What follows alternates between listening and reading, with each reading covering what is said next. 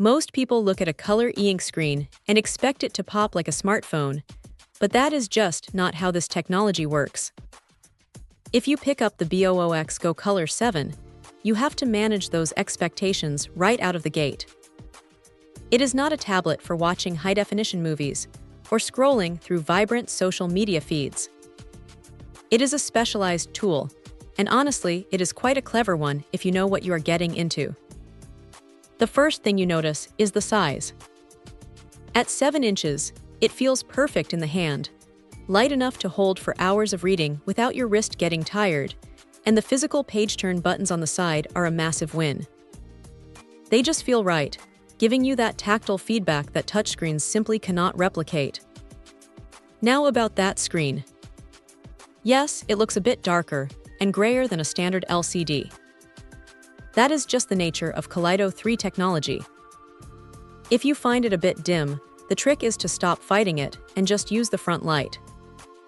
Tweak the warm and cold tones, and suddenly the text pops and the colors become much more usable. It is not a defect, it is just how these displays function.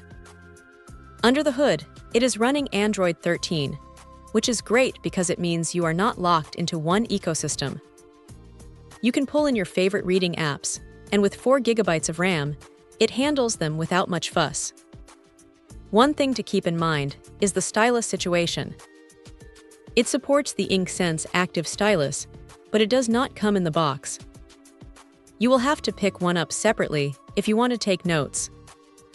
It is a bit of a bummer, but the pressure sensitivity is solid once you have the pen in hand.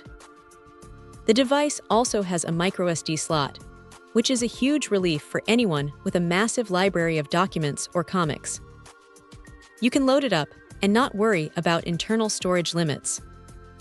When it comes to ghosting, the software gives you plenty of refresh modes to play with.